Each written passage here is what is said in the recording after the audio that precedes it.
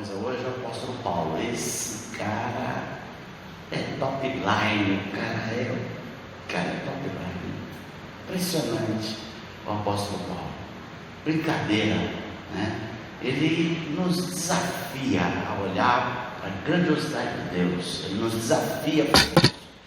desafia, né, a buscar a sabedoria de Deus, e nos remete à insondabilidade dos seus juízos e dos seus estatutos. Os estatutos de Deus são insondáveis, a gente não tem noção, a gente tangencia o conhecimento e a sabedoria das Escrituras, né? E Paulo nos remete a isso.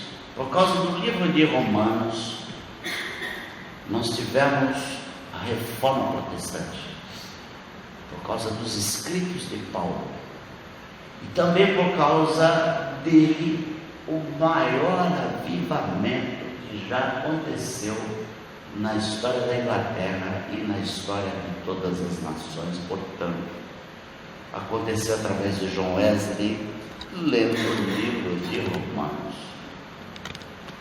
Então Paulo é esse cara ao concor que a gente é fora de competição, fora de parâmetro. O cara era fora da curva, né? Esse é o cara.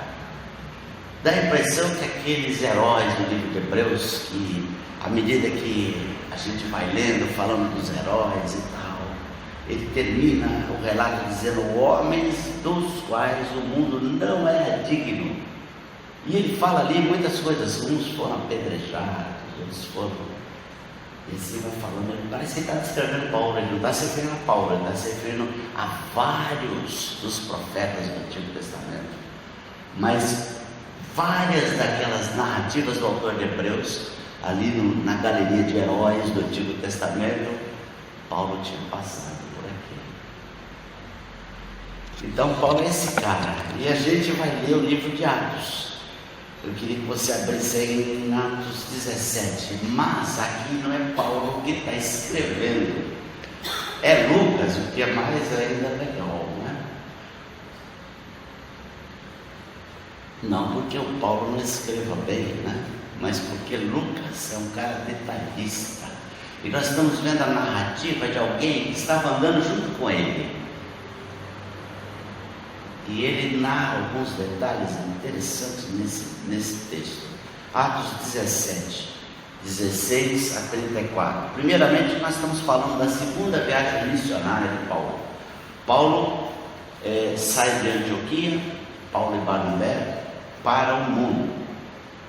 Certo de que ele, referendado também pelos apóstolos, de que ele tinha a incumbência de alcançar os gentios, ele parte para evangelizar, faz a sua primeira viagem missionária, e depois, Atos 16, ele começa a sua segunda viagem missionária, sempre partindo de Antioquia, uma igreja que nasceu na Síria, na cidade de Antioquia. Tinha mais de uma Antioquia, essa era da Síria. E Paulo e Barnabé saíram. E aqui nesse caso ele já não foi com Barnabé. No meio dessa segunda viagem missionária, ele chega em Tessalônica. Tessalônica é uma cidade da Grécia, na Macedônia, está localizada. E ele por 3 semanas apresenta o Evangelho. Só que o resultado foi tão impressionante que os judeus ficaram com inveja, com ciúme de Paulo e começaram a perseguir ele. E eles jogaram sujo. Os judeus fizeram isso, porque Paulo sempre começava pela sinagoga. Assim como Jesus também, ele ia na sinagoga, discursava sobre os textos bíblicos e apresentava Jesus como Messias, ressurreto. E aí isso começou a incomodar os judeus, né? E eles contrataram uma trupe de malandros, o texto é claro dizendo isso. Eles contrataram uma trupe de malandros para ir lá espancar Paulo, espancar os cristãos e tal. E assim foi. Paulo, pelos irmãos, foi retirado do meio deles e levado para Bereia. E ele vai em Bereia, prega de novo. Começa, os caras lá ouviram falar que ele estava em Bereia, vieram de novo da trupe, só que aí os irmãos foram mais rápidos lá de Bereia e tiraram Paulo de lá, só Paulo. Timóteo e Silas permaneceram na cidade e eles começaram a cuidar daqueles que haviam se convertido na cidade de Bereia, e Paulo foi para a cidade de Atenas. E aí o início da nossa leitura, Paulo vai para a cidade de Atenas. O problema era Paulo mesmo, né? Porque o Timóteo e Silas ficaram lá, não teve problema. Mas o Paulo era ele pregava o evangelho de uma forma agressiva. Ele não se contentava de falar, ele falava todo dia pregava Jesus como seu Salvador. Então ele é conduzido até Atenas. Agora tu espera aí tranquilamente, que depois do Timóteo e Silas, às vezes continuam a viagem, né? Espera aí tranquilamente que eles já chegam. Mas será que o Paulo ia esperar tranquilamente, né? Então, Atos 17, ele está na cidade de Atenas. Enquanto Paulo, 17, versículo 16, eu não falei, né? 16 até o 34. Enquanto Paulo os esperava em Atenas, o seu espírito se revoltava em face da idolatria dominante na cidade. Por isso dissertava na sinagoga entre os judeus e os gentios piedosos, também na praça todos os dias, entre os que se encontravam ali. Paulo olhou aquela idolatria e viu muitos deuses, muitos ídolos erigidos, vários altares com deuses gregos em toda a cidade de Atenas. E isso deixou ele revoltado. E ele passa a pregar sobre isso aos judeus na sinagoga de Atenas e também aos gentios piedosos. Esses gentios piedosos são aqueles gentios que são prosélitos, que se converteram ao judaísmo, né? E eles frequentam a sinagoga, alguns deles inclusive faziam circuncisão e tudo mais. Então, para os gregos piedosos e aos judeus, mas também na praça pública, e todos os dias, todo dia Paulo saía para pregar na praça. É isso que está dizendo aqui o texto. E alguns dos filósofos epicureus e estoicos contendiam com ele, havendo quem perguntasse: o que quer dizer esse tagarela? E outros: parece pregador de estranhos deuses, pois pregava a Jesus e a ressurreição. Então, tomando consigo, o levaram ao Areópago, dizendo: podemos saber que nova doutrina é essa que ensinas? Posto que nos trazes aos ouvidos coisas estranhas, queremos saber o que vem a ser isso. Pois todos de Atenas e os estrangeiros residentes de outra coisa não cuidavam, senão dizer ou ouvir as últimas novidades. Então Paulo, levantando-se no meio do Areópago, disse: senhores atenienses, em tudo vos vejo acentuadamente religiosos, porque passando e observando os objetos de vosso culto, encontrei também um altar no qual está escrito: ao Deus desconhecido.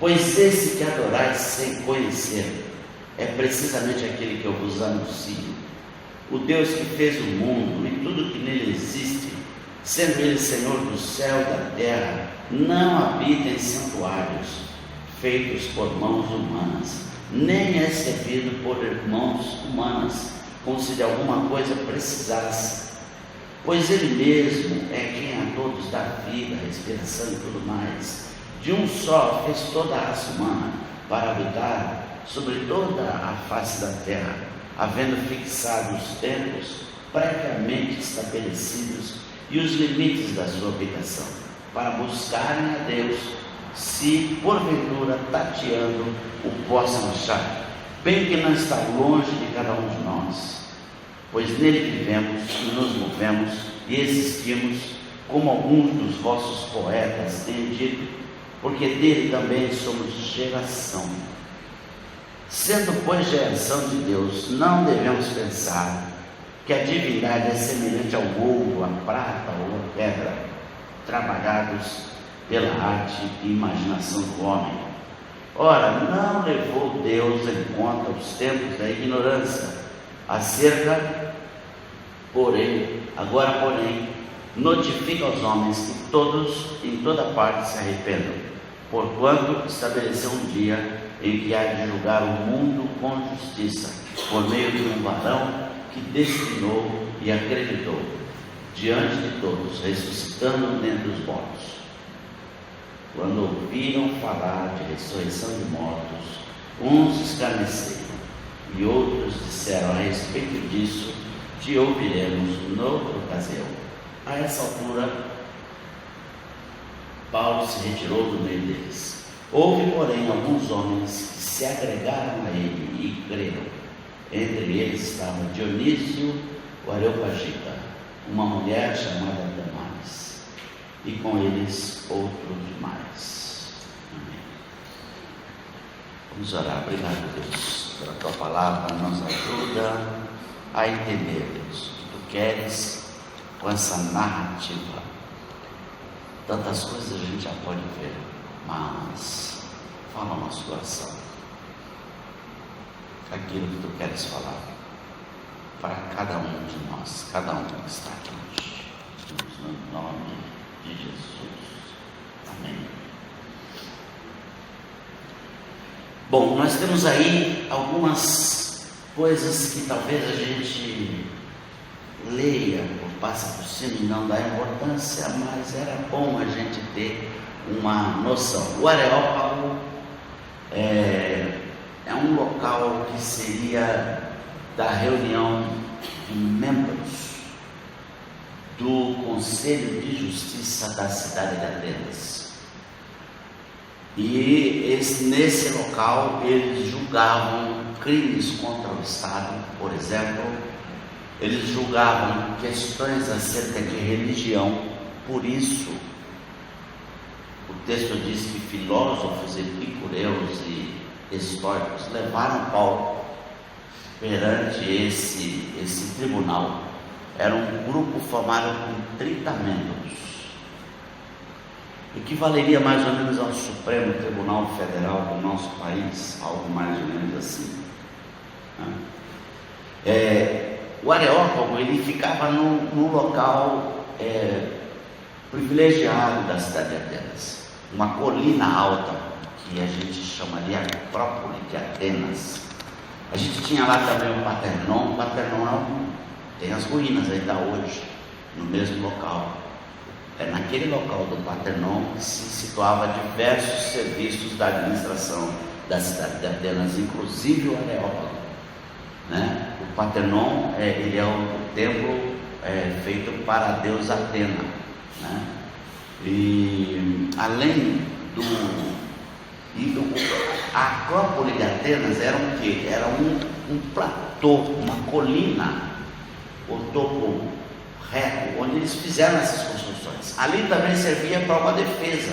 Se a cidade fosse invadida, e ela foi, e eles usaram, A gente sabe da guerra da Pérsia contra a Grécia, Aquela que fala dos 300 de Esparta, E que eles seguraram eles até que eles conseguissem convencer os outros que eles tinham que se unir a Esparta, porque senão eles iam acabar com eles, E Atenas era inimiga de Esparta. Aí uma dificuldade.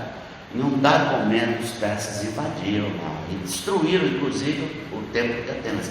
E eles se recuam, veja, é um local alto que é próprio para defesa, principalmente naquela época. Você está numa montanha, o camarada tem que subir, e eles faziam com muros, Então toda essa região passa a ser uma defesa numa guerra, E isso aconteceu, Ela está lá destruída desde a destruição dos persas em Atenas.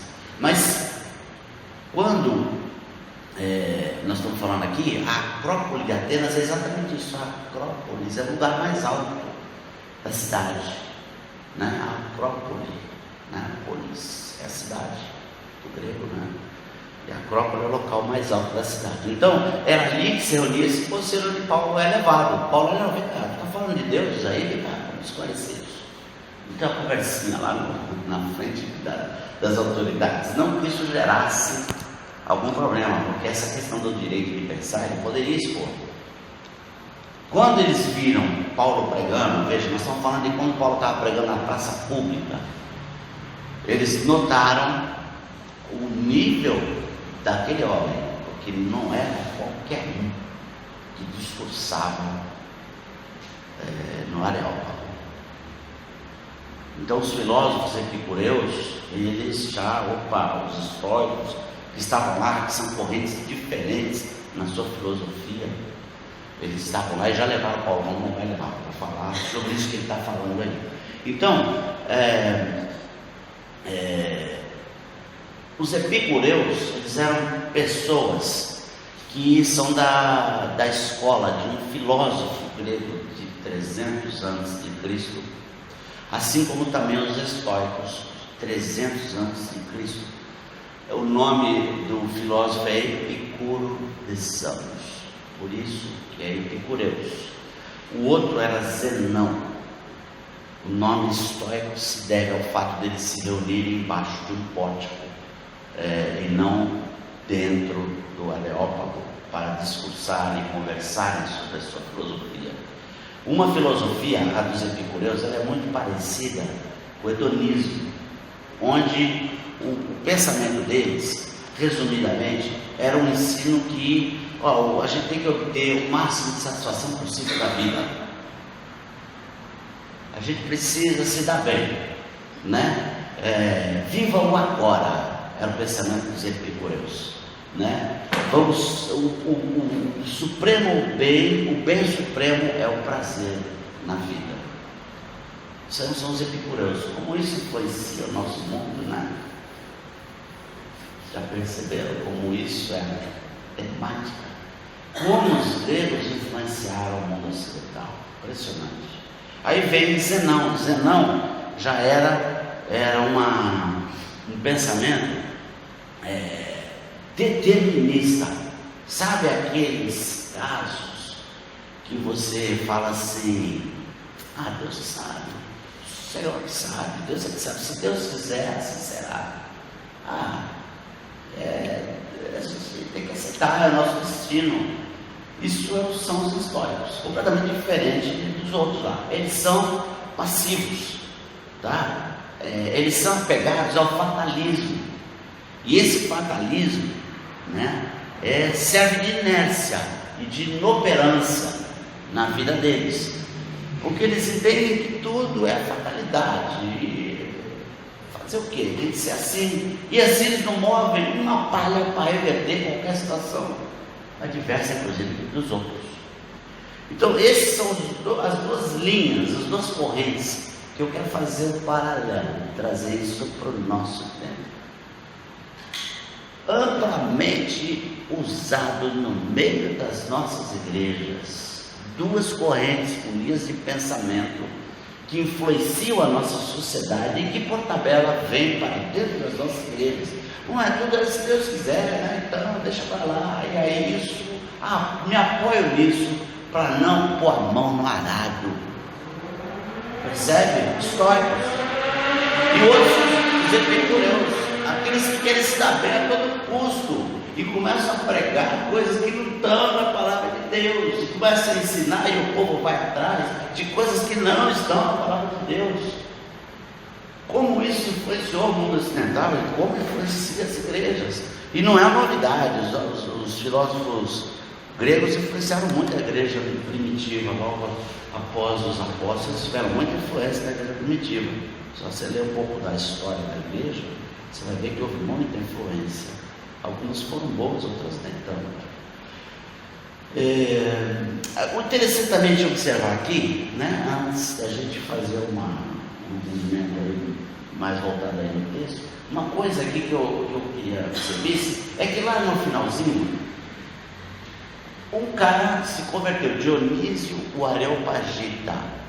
provavelmente um dos membros do Areópago desse Supremo Tribunal Federal de Atenas se converteu, e Damares só foi citada porque era mulher de alta sociedade. Então nós estamos falando aqui da influência que foi essa pregação de Paulo, mas aqui não fala só desses dois, fala com eles outros mais. Os filósofos falaram sobre isso aí, ressurreição, falando em ressurreição, eles não creem em nenhuma filosofia deles a ressurreição dos mortos. Os gregos não criam em hipótese nenhuma. De forma que Paulo está numa cidade que é o berço da democracia, é o berço da filosofia, uma cidade que foi influência no mundo inteiro desde 500 a.C. Por causa de toda essa sabedoria grega que era divulgada, difundida. Nós estamos falando de gente que pensa, e que inclusive a elite da cidade não trabalhava mesmo, porque eles só viviam para pensar. O texto fala sobre isso, fala que eles só queriam saber das novidades, das novas doutrinas. E aí alguém ia lá, começava a discursar as suas teorias filosóficas do bem viver, tudo que ele pensa sobre ética, sobre política, sobre religião. E ali era o berço disso, o lugar mais indicado para isso, e um povo extremamente idólatra. Nós estamos falando de uma cidade que influenciou até hoje os gregos, não só a cidade, mas a Grécia influenciou o mundo extremamente naquela época já.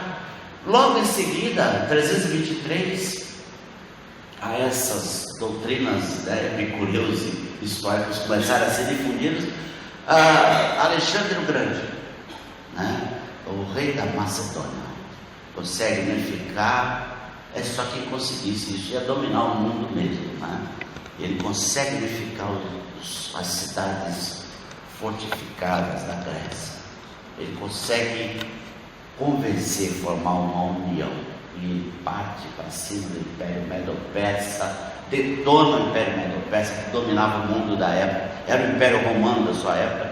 323 a.C., Alexandre o Magno se torna o Senhor do Oriente. Ele domina muito além do Império Medo-Persa, mas ele morre rapidamente. Ele era bem novo, 323, se não me engano, 17 anos, mas já dominando estrategicamente uma guerra com povos, porque ele foi criado pelo seu pai Filipe, que dá o nome à cidade de Filipenses. O seu pai ensinou táticas para ele, ele morreu e ele assume e consegue unificar em torno dele, parte para cima, domina o mundo. Perdeu logo, porque Roma, ele morre cedo, com 32 anos, ele morre. Alexandre o Grande, ele tem uma doença esquisita, que não se sabe exatamente o que foi, e ele morre, e a Grécia continua influenciando, mas logo em seguida o Império Romano se levanta, 163 a.C., eles dominam o mundo, dominam os gregos, o Império Romano se levanta, mas a influência grega não. A influência grega permanece por todo o Império Romano e chega até os nossos dias.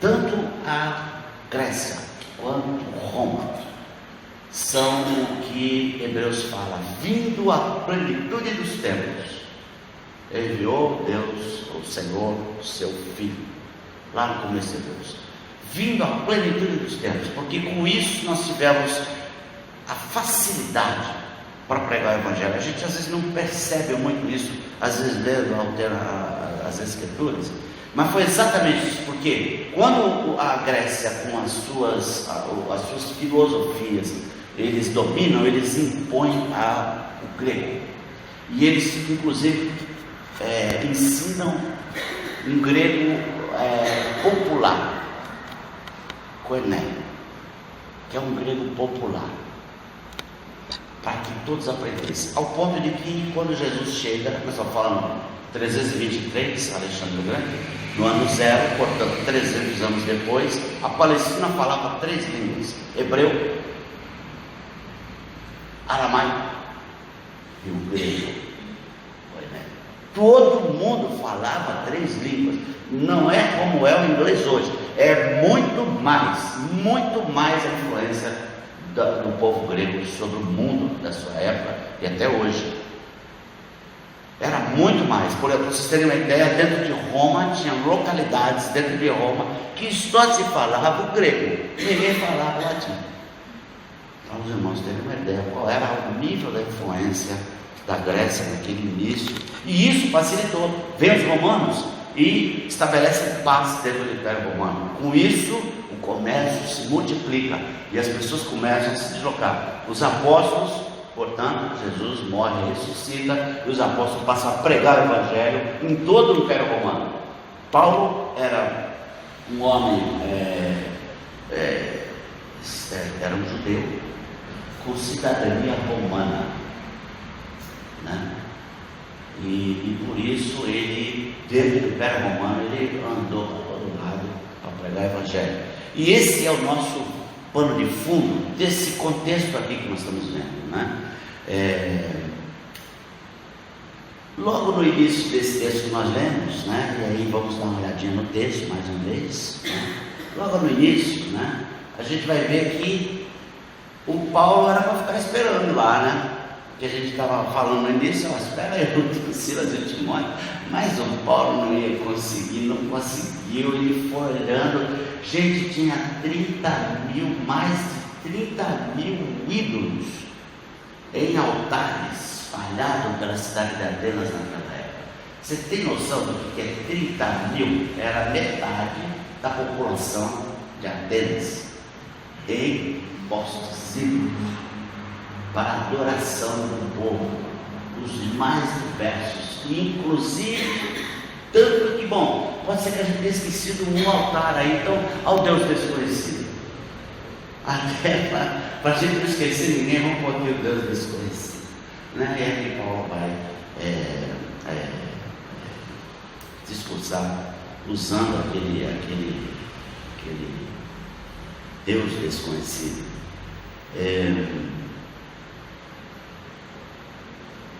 Para os irmãos terem ideia, eu até não tenho aqui algumas palavras, mas tem muito mais que nós usamos no dia a dia, são de origem grega, né?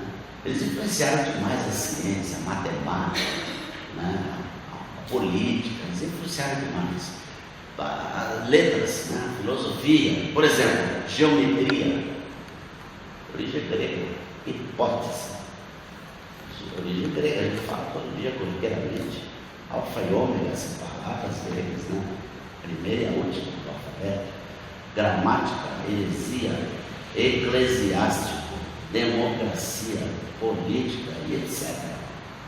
E assim vai indo. Como é a influência da cidade de Atenas ou da Grécia, e a cidade de Atenas era o seu núcleo duro da cultura helenística.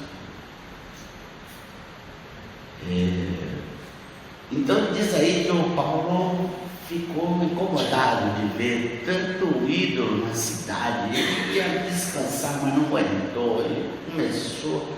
Por quê? Porque a idolatria ao nosso redor deveria nos indignar. A idolatria ao nosso redor deveria nos indignar. Foi assim que aconteceu com Paulo. Ele ficou lá e aquilo incomodou, e o espírito dele se revoltava. O texto diz que o espírito dele se revoltava. Eu fico imaginando Lucas vendo isso. Eu fico imaginando, né? Não sei se foi assim, mas o Lucas se escreveu isso. O Paulo devia externar isso. Não é possível, esses ídolos aqui, não é possível pregar o Evangelho, sair para pregar o Evangelho. Lucas ia atrás, né? Não, para fazer as narrativas dele. E o Paulo pregou para todo mundo na cidade, porque o espírito dele se revoltava com a idolatria. E aí cabe uma pergunta: o seu espírito se revolta com as pessoas que estão ao seu redor e estão longe de Deus, estão adorando ídolos. Você tem essa mesma postura de Paulo? Isso que eu digo, Paulo era um cara, né? Porque ele realmente, e o que é interessante aqui é que ele faz assim, ó. Quando ele viu isso, ele fala que os filhos se revoltavam, ele faz da idolatria dominante da cidade, é muito claro o texto. Ele se revoltava por isso. Por isso, o versículo seguinte, ele fala, dissertava na sinagoga e aos judeus, gentios piedosos. Ele se revoltava para a idolatria. Por que ele ia pregar na sinagoga para os judeus? Entendi. Por que ele ia pregar na sinagoga para os judeus? Não é para a idolatria da cidade de Atenas que ele está revoltado? Por que ele ia pregar para os judeus? Porque muitos de nós se apegam a imagens quando se fala em idolatria. Muitos de nós entendem que é só aquele objeto, uma estátua de um santo, considerado, né, santo da Igreja Católica, ou lá no Candomblé, o orixá. A gente entende que só aqueles lá que são idolatria. Mas Paulo não. Quando ele viu aquela idolatria, primeiro ele subentendeu que aquele povo que devia estar ali incomodado por isso, e indo pregar para todo mundo, não estava fazendo isso. Judeus e os gentios convertidos ao judaísmo. Ele começa pela sinagoga, porque vocês estão aqui na boa vida e os caras estão aí adorando ídolos na cidade. E ele começa pregando na sinagoga. Você vê aí no versículo 17. Por isso, dissertava na sinagoga entre os judeus e gentios piedosos. Também na praça, não foi só na sinagoga, não vai para a praça também. Falar de Jesus, falar da adoração ao Deus verdadeiro, né? E todos os dias, todo dia, aquele que era para ficar descansando, né, ficou tão indignado. Eu quero dizer que a gente pensar que a adoração idólatra é só a imagens, é um grande engano do diabo. É um grande engano. Nós estamos muito enganados. Nós mesmos temos nossos ídolos. Eu e você. Às vezes o ídolo sou eu mesmo. Tudo que eu ponho entre o meu relacionamento e Deus é um ídolo para mim. Deus tem a absoluta prioridade na minha vida, e assim que tem que ser. Tem prioridade sobre a minha família. Alguns a mulher é seu ídolo, alguns o marido é o seu ídolo, alguns são os filhos que são seus ídolos. E absolutamente tudo que eu colocar entre mim e Deus é um ídolo para mim, e muitas vezes não é visível. Jesus fala sobre Mamon, as riquezas, e a pessoa que busca a riqueza, né? E alguns consideram o seu ídolo o trabalho. Então, qualquer coisa, irmão, qualquer coisa que eu coloque entre meu relacionamento e Deus é um ídolo para mim. E a gente precisa tomar cuidado com isso. Por isso, Paulo pregava na sinagoga e pregava para os gentios piedosos. Eles já tinham se convertido ao judaísmo, já tinham aceitado o único Deus. Mas Paulo estava lá pregando. Não estavam conscientes que eles também tinham que pregar para aquelas pessoas. Eu sou o Senhor. Isaías 42, versículo 8. Eu sou o Senhor, este é o meu nome, a minha glória, pois não a darei a outrem. Eu não dou a minha glória a ninguém. A minha glória é a minha glória. e ela tem que ser dada ali. Deus é um ser, nossa, caprichoso, não. É devido à distância entre Deus e nós. Amar isso. Não darei a outra, nem a minha honra às imagens de escultura. Por isso Paulo não somente dissertava nas praças, mas também na sinagoga. Estava lá ele pregando na sinagoga aos gregos convertidos e aos judeus lá na sinagoga, porque eles não estavam nem incomodados com aquilo ali. Essa que é a verdade. A religiosidade é falsa adoração. Sabe, eu queria dizer para vocês que aqueles judeus, talvez aqueles gentios, aqueles gregos, estavam sendo religiosos, estavam repetindo que aqueles escribas e fariseus que estavam na época de Jesus e ainda estavam também na época de Paulo, estavam fazendo. Faz uma série de ritos, isso é religião. Religiosidade, cristianismo não é religião, cristianismo não é religiosidade. Eles fazem uma série de podes e não podes, e isso é a minha religião, e com isso, então, o que não está ali não pode, não pode, tá tudo bem, deixa para lá, está tudo certo. Religião é falsa adoração, mas eu acho que é verdadeira. Religião é falsa adoração, porque a adoração é seu íntimo com Deus, é que Deus tem prioridade na sua vida, como Ele tem que ter. Você não é o centro do universo, e nem eu. Há um só Deus, e Ele não é você, e não é você. Há um só Deus. Esse é o centro do universo, e sobre Ele tudo subsiste. Sem Ele nada permanece. Que contrariedade essa afirmação ao Deus desconhecido. O Paulo usou isso daí e falou: eu conheço Ele, convivi com Ele, conheci Ele. É esse que eu vou pregar para vocês, porque para vocês Ele é desconhecido. Mas que coisa! A religiosidade, essa religiosidade dos atenienses, dos judeus da sinagoga de Atenas e dos gentios convertidos ao judaísmo da cidade de Atenas, essa religiosidade, ela concebe a possibilidade de nós adorarmos a quem nós nem conhecemos. Eu nem conheço, mas eu vou adorar. Isso é o cúmulo. Que contrariedade dos atenienses, dos sábios atenienses. Que contrariedade.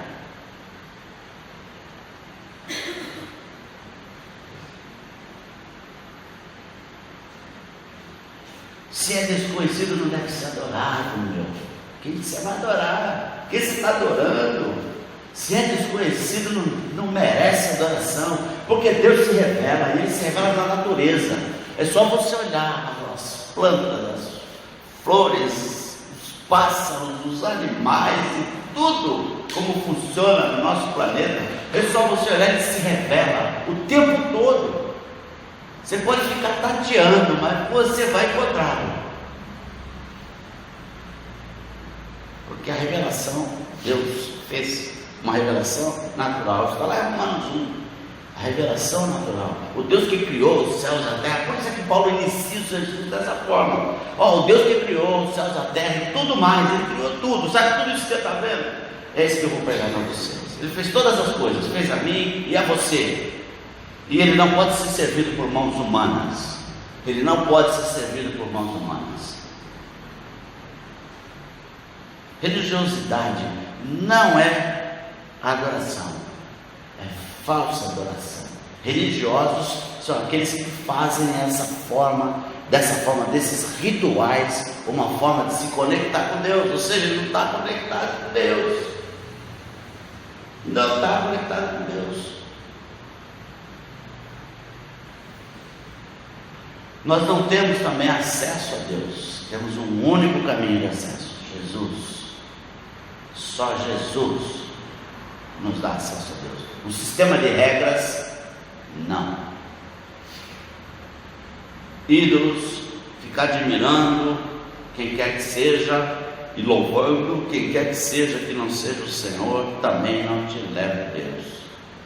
É interessante que essa história, olha só, conta-se que em 600, porque é um pouco mito, um pouco lenda, mas muitas dessas histórias sempre vêm de algo que aconteceu mais ou menos assim. E nesse caso, ao Deus desconhecido, conta-se que em 600 a.C., uma praga letal abateu Atenas, 600 a.C., e os corpos começaram a ficar espalhados pela cidade.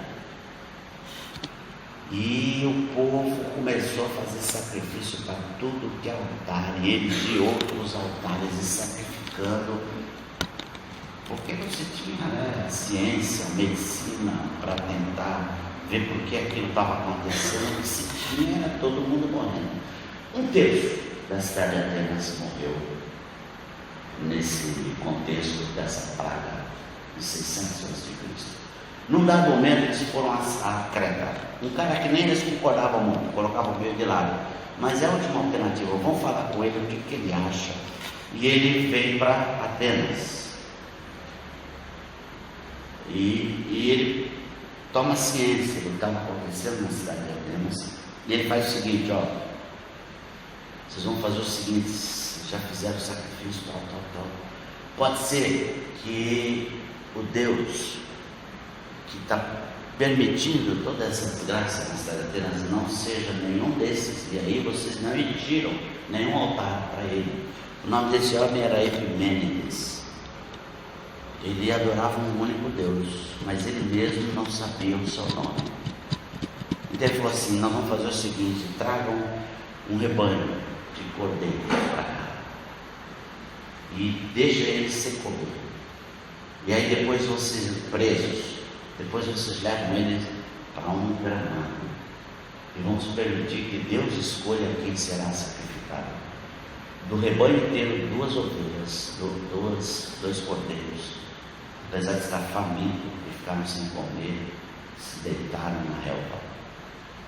São esses 2 aqui, escolhidos por Deus. E agora nós vamos fazer o altar para ele e vamos sacrificar.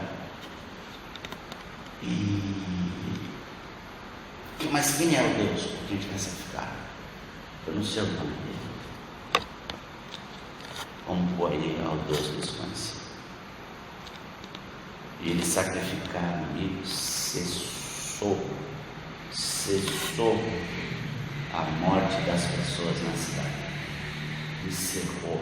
Bastaram poucos dias e a morte e a doença se encerrou. Eu não sei se foi por conta desse sacrifício. Para eles foi prontamente e deixaram lá o altar, onde Paulo chega e usa o altar para pregar o Deus verdadeiro, o Deus unigênito. Mas você vê como é interessante isso. Ao Deus desconhecido a gente não adora quem a gente não conhece. Então eu queria deixar uma coisa sobre esse ponto. Meu irmão, busca conhecer o Senhor. Eu não posso conhecer Ele por você. Você é judeu, paralelo, vai? Ou é gentil, piedoso aqui, porque você se converteu nesse Deus. E não tem nada, não é conhecimento intelectual, mas é conhecimento que envolve prática diária com Deus. Envolve você praticar as suas verdades conhecidas e elas trazerem para você o entendimento. Deus interferiu, isso é singular. Vida cristã não se vive pelo outro. Filho de crente não é crente. Entende isso? Experiência pessoal, você com Deus, é você com Deus. Não sou eu por você, não é a minha mulher por mim e nem eu por ela, mas vida pessoal com Deus. Isso só vem quando eu pratico o Evangelho. Entende? Eu queria que a gente pegasse um videozinho de 5 minutinhos, eu acho, não sei exatamente. Prestasse atenção um pouquinho.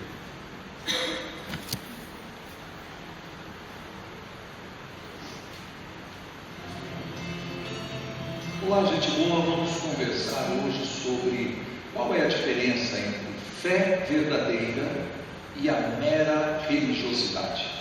E para ilustrar o assunto, vamos começar com uma história que está registrada na Bíblia, no livro de Juízes, capítulo 2, versículo 7. Diz o texto que o povo de Deus serviu ao Senhor todos os dias de Josué e todos os dias dos anciãos que ainda sobreviveram por muito tempo depois de Josué e que viram todas as grandes obras feitas pelo Senhor a Israel. Então, gente, o que o texto está dizendo é que nós temos um povo e esse povo está seguindo a Josué e também está seguindo a Deus enquanto os anciãos estão vivos. Ou seja, a fidelidade desse povo, ela está vinculada à presença de pessoas que estão influenciando positivamente esse povo para seguir a Deus. Só que agora, diz o versículo 8, faleceu Josué. Passou um período de tempo e Josué morreu. Morreu também aquela congregação toda, versículo 10. E uma outra geração apareceu. Essa geração, diz o texto, que não conhecia o Senhor, nem tampouco as obras que fizera Israel. Então são duas características. Ele não conhecia a Deus e nem conhecia as obras. Ok. A pergunta que nós temos é quanto tempo passou entre Josué e o surgimento desse novo povo que não conhecia Deus? Uma coisa nós sabemos, a data em que surgiu Otniel. Otniel foi o primeiro juiz, quando o povo estava desviado, o povo que Deus levantou esse juiz. Agora, diz o texto que o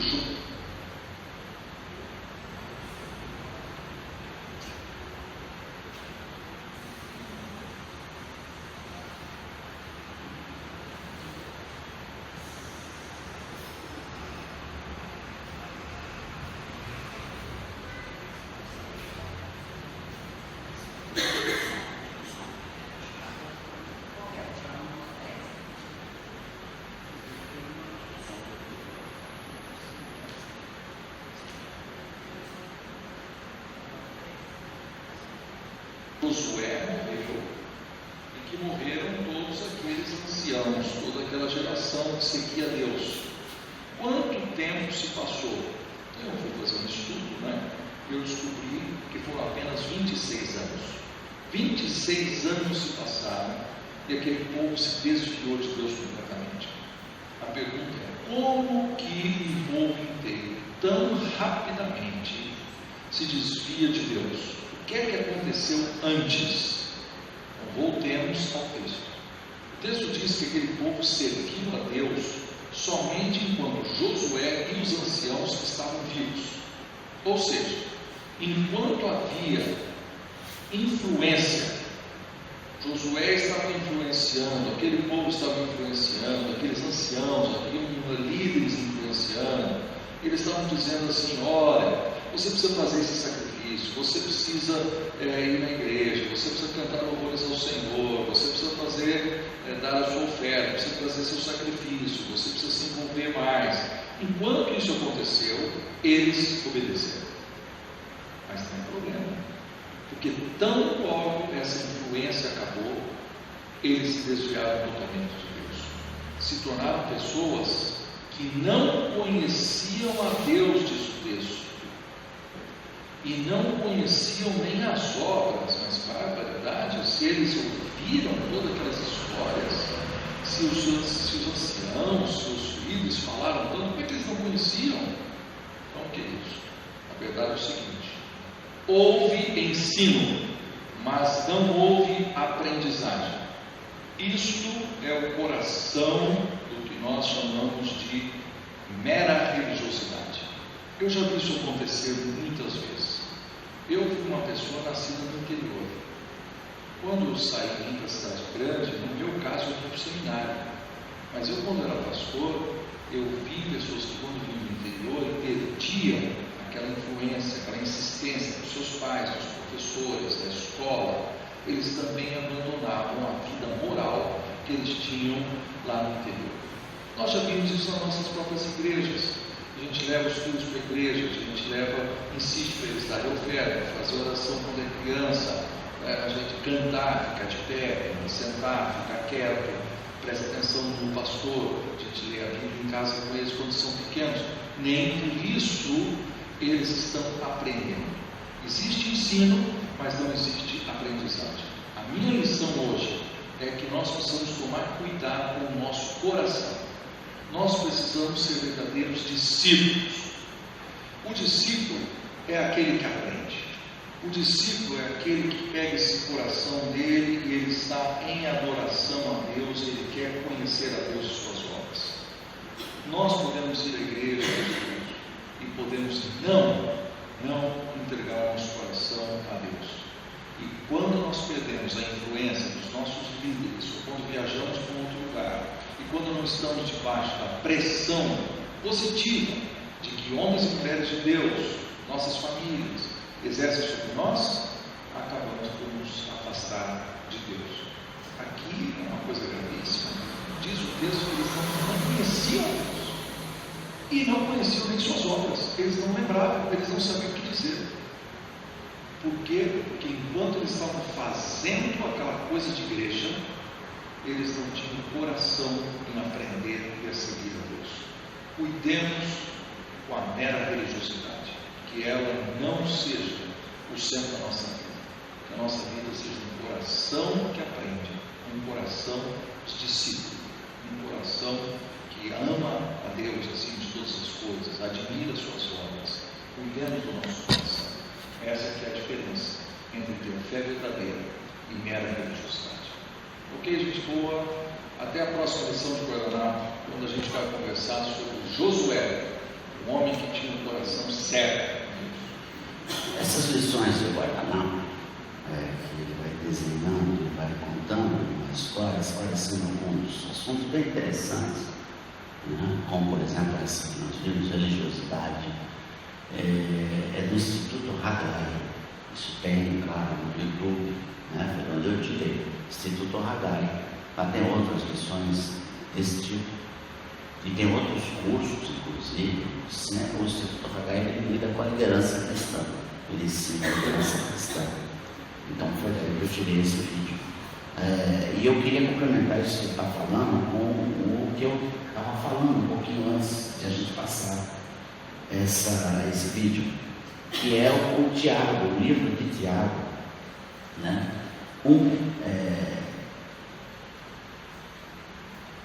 22, que diz assim: tornai-vos, pois, praticantes da palavra, e não somente ouvintes, enganando-vos a vós mesmos.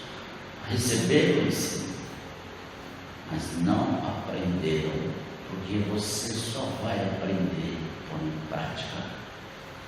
Isso ninguém vai fazer por você. Ok? Aprendizagem. Para a gente terminar, o Deus que se revela, que Paulo anuncia, né? Isso está lá, voltando no Atos 17, está lá no versículo 30 a 34. Esse Deus não levou em conta o tempo de vocês, de ignorância, o nosso tempo de ignorância. Agora, porém, ele faz o quê? Notifica aos homens. Ele não convidou. Você vai receber Jesus. Ele notifica. Presta atenção. Você poderia trocar esse notifica tranquilamente, por ele ordena que você se arrependa dos seus pecados. Ele ordena, ele não convida a mim e a você. Ele ordena, muda o seu caminho, se arrependa, volte atrás do que você está fazendo. Se arrependa, notificar, a gente recebeu notificações da prefeitura para pagar contas lá. E isso não é alternativa. Se eu não pagar, eles vão me cobrar. Leva o violão, você leva os microfones, a bateria, eles tomam bens. Entende isso? Notifica, ele ordena, o Deus que se revela, ele trará tudo a juízo, um juízo irresistível. Nenhum ser no universo resistirá ao seu juízo.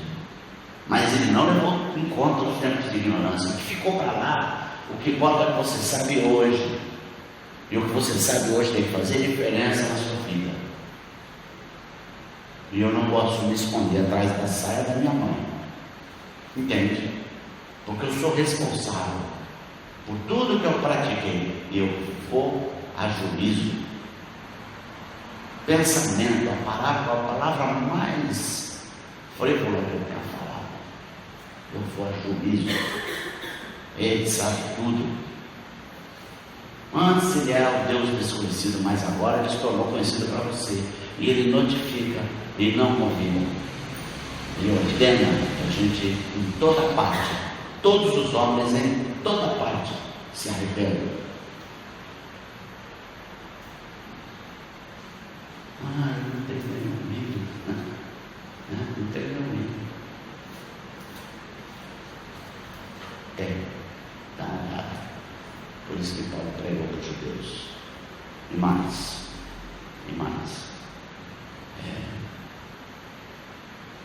Se você não se revoltar com a idolatria ao seu redor, e nem com ela dentro de si, dará conta